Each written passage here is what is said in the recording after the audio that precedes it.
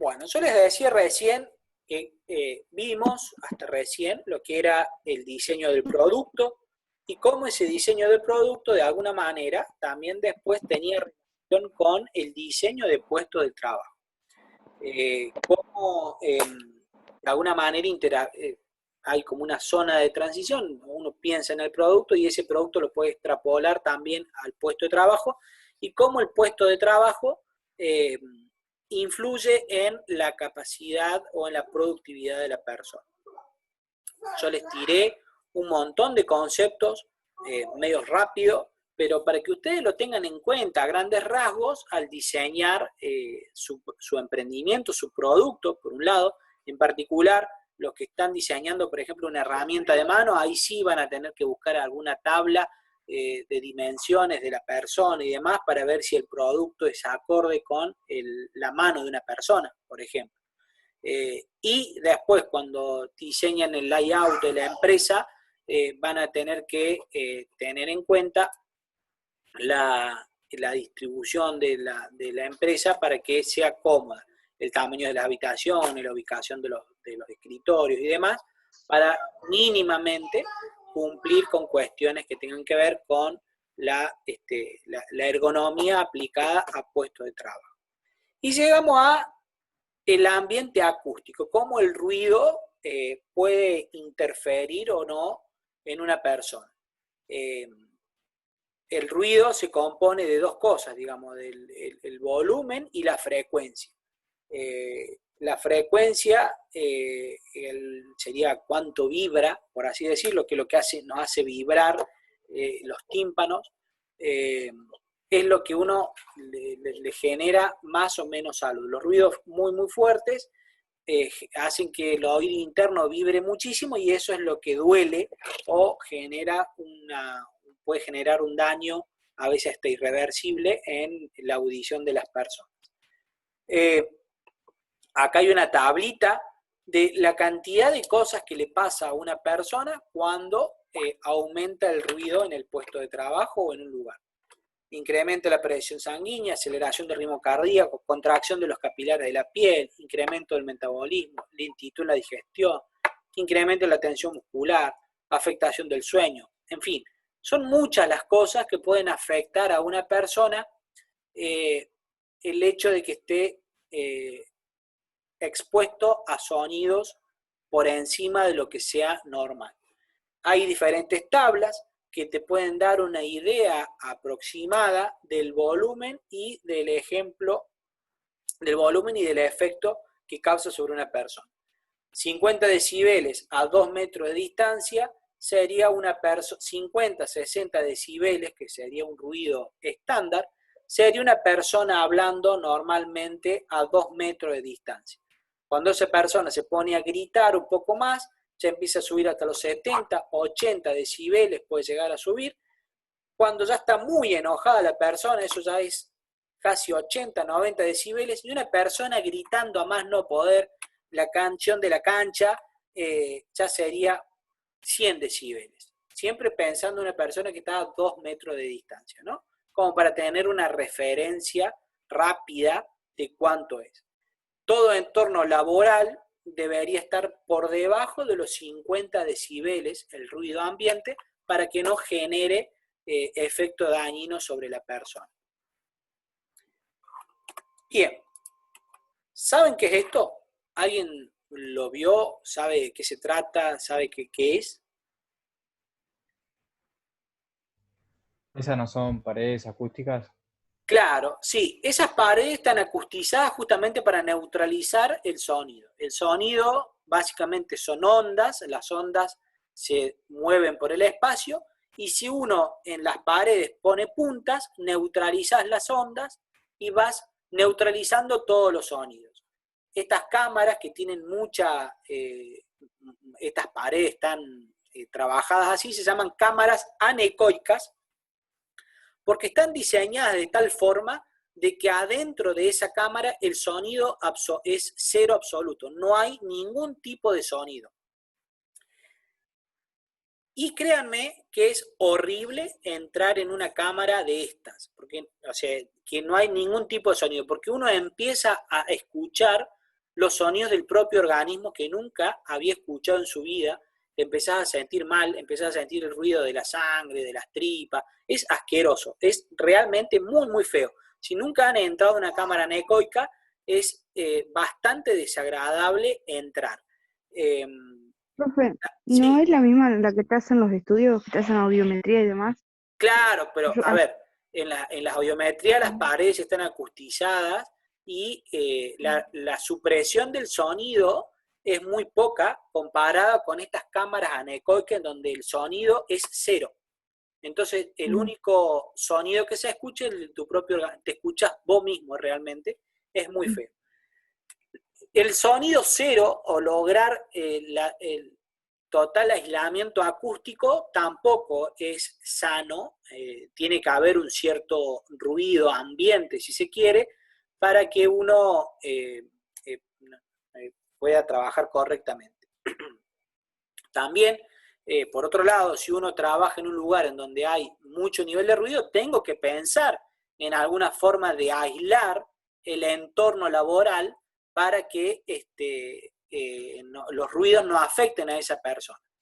Para que usted tenga una referencia, en la UTN de Córdoba, en la Regional de Córdoba, hay una cámara de esta que pero no se invirtió muchísima plata para tratar de hacerla anecoica, es decir, que no tenga ningún ruido, porque se utiliza para hacer experimentos adentro, y no se logró, y se logró una categoría que se llama semi-anecoica, que es una supresión del sonido de más del 80%. Y así todo yo he entrado, y es bastante desagradable porque, como les digo, escuchas tus propios sonidos y es muy feo. Y se invirtió mucho dinero para lograr que esa cámara se hiciera semi-anecoica. Una cámara anecoica completamente es imposible de lograr. Por eso, una forma rápida y simple de aislar el sonido es que las personas utilicen un tapón auditivo. Muchas veces, cuando estamos en un entorno laboral, aislar la totalidad de los ruidos es bastante difícil y muy caro. Es siempre mucho más económico ponerle a la persona un tapón auditivo y que se resuelve de forma muy barata, muy simple, y logra el mismo resultado, que esa persona no esté expuesta a sonidos muy grandes. ¿A qué voy con esto? Cuando uno diseña puestos de trabajo, hay cosas que en el puesto de trabajo van a depender del propio puesto de trabajo, pero hay determinadas cuestiones que las podemos resolver con elementos de protección personal que uno le dé a la persona. Entonces, no actúo sobre el medio, sino que actúo sobre la persona. El resultado va a ser el mismo, va a ser que esa persona trabaje de forma correcta. Otra cuestión fundamental en el diseño de un puesto de trabajo es la visión y la iluminación. ¿Cuánta luz hay en el ambiente laboral y cómo esa luz se refleja sobre las diferentes superficies? Para las personas es molesto tanto como la luz directa, como así también la luz que se refleja. Uno no podría trabajar todo el día en forma continua mirando de frente una ventana en donde el sol les dé directamente, porque eso le generaría un disconfort visual, un cansancio visual muy grande. Lo mismo que si los monitores tienen mucho brillo o no funcionan correctamente. También la distancia a los diferentes elementos, la distancia que ustedes guardan a un monitor, a una pantalla, también tiene mucho que ver. Como les dije, lo van a ver después en seguridad y higiene, por eso no me detengo tanto en detalle. A grandes rasgos, hay diferentes fenómenos que se producen con la luz. El deslumbramiento por luz reflejada, es decir, luz que pega en un lugar y me refleja. Por ejemplo, si hay el ejemplo que está ahí puesto es una persona que está trabajando con un torno, en donde el reflejo de la luz da sobre una parte del torno y refleja directamente en la persona, y la persona está encandilada. Lo ideal sería que la luz se refleje sobre el producto que la persona está trabajando. Cuando uno quiere mejorar la visión sobre algo, no tengo que ponerme luz en los ojos, sino dirigir la luz al objeto que yo quiero mirar correctamente. Después también tenemos que tener en cuenta cuestiones como la sombra que me genero con mi propia cabeza, por ejemplo. Yo quiero iluminar mejor mi escritorio, no voy a poner una luz atrás mío para hacerme sombra con mi propia cabeza. La luz debería estar entre mi cabeza y el objeto que yo quiero mirar mejor. Lo mismo que si yo trabajo en un escritorio, los escritorios muy oscuros, con luz muy directa, en donde yo tengo un alto contraste con los productos que tengo arriba, está demostrado que cansan la vista. Lo ideal es tener un escritorio que tenga un tono neutral, un color beige, un color madera, no un negro que contraste demasiado con el producto. Sin embargo, hay muchos escritorios negros y quedan muy lindos, pero no es lo recomendable para trabajar mucho. Y también es malo cuando se produce mucho contraste con la iluminación, es decir, que esté muy iluminada la zona en donde yo estoy trabajando y poco iluminada el entorno por fuera de donde yo me encuentro trabajando. Y esto es porque la retina de la persona tarda un tiempo en acostumbrarse para mirar correctamente. Si yo estoy en un entorno con mucho nivel de iluminación y paso a un entorno con poco nivel de iluminación, voy a estar encandilado y no voy a ver correctamente y puedo tener algún accidente de trabajo. Por eso lo ideal es que toda la zona de trabajo y las zonas por las cuales yo voy a circular tengan un nivel de iluminación más o menos parejo. Después hay cuestiones que tienen que ver con la fuerza que uno puede hacer, cuánto trabajo físico puede hacer y durante cuánto tiempo. Hay tablas que muestran de qué manera o cuánto esfuerzo uno puede hacer sin que se dañe el cuerpo. Todo esto, estas tablas que muestran, por ejemplo, la fuerza que puede hacer una persona, la distancia a la que uno puede trabajar, los diferentes tamaños y cosas que uno puede hacer, y estas tablas que le muestran, como por ejemplo este tipo de tablas, esta con todas las dimensiones, o esta con todas las distancias máximas, ¿saben ustedes de dónde nacieron? ¿Se les ocurre de dónde pueden haber surgido todas estas tablas? ¿Quién se sentó a medir a todas las personas? ¿Quién se sentó a medir la fuerza que pueden hacer todas las personas sin que se lesionen?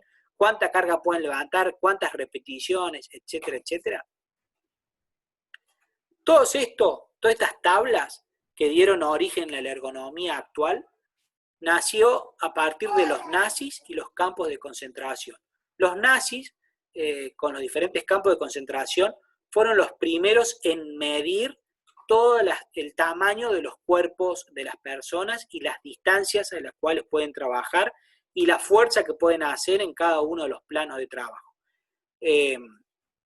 Por eso tiene el origen de todos estos datos, es un tanto escabroso. Un dato, no sé si de color, pero lamentablemente todo esto que hoy se utiliza para hacer el bien y para diseñar puestos de trabajo, tuvo su origen a partir de mediciones que se realizaron a montones de personas en los campos de concentración. Y dieron lugar a tablas como estas, en donde, por ejemplo, se muestra cuánta energía gasta una persona parada, arrodillada, agachada, cuánto puede caminar, cuál es el tipo de trabajo, cuánta fuerza puede hacer, cuánta energía gasta. Todo eso fue medido durante la Segunda Guerra Mundial en los campos de concentración y dieron hoy lugar a estas tablas. Después de la Segunda Guerra Mundial, estos datos se siguieron midiendo y se siguieron trabajando ya así en entornos más controlados y saludables, ¿no? Pero el origen fue ese. Y el último elemento que interviene en el diseño del puesto de trabajo es la carga mental, se llama, es decir, qué tanto estrés te produce el trabajo. Y el trabajo que uno desarrolla, los aspectos psicológicos del trabajo, van a estar influenciados por cuestiones sociales, por cuestiones fisiológicas, por cuestiones ambientales, y todo eso va a determinar una carga mental. ¿Qué podría ser un ejemplo de entorno social? Bueno, si yo trabajo a lo mejor en atención al público, en un lugar en donde constantemente está viniendo gente enojada, va a ser un puesto de trabajo que me va a generar mucho estrés. Seguramente deba descansar varias veces durante el día para que mi cabeza no se sature. Cuestiones ambientales, bueno, un inspector de tránsito que está parado en una esquina frente a insultos de las personas, al calor, al ruido, al humo, es muy probable que en muy poco tiempo esa persona se enoje y se irrite. Por eso también necesita ese tipo de persona, en ese puesto de trabajo, muchos suplementos por descanso, se llama. Todo puesto de trabajo se hace un cálculo de cuánta carga te genera emocional o carga mental y carga física por la cantidad de fuerza que uno hace, la cantidad de trabajo, y a partir de ahí se determinan cuántas pausas uno debería hacer a lo largo de las 8 horas de la jornada laboral para que uno no se fatigue y se vuelva un entorno de trabajo poco saludable.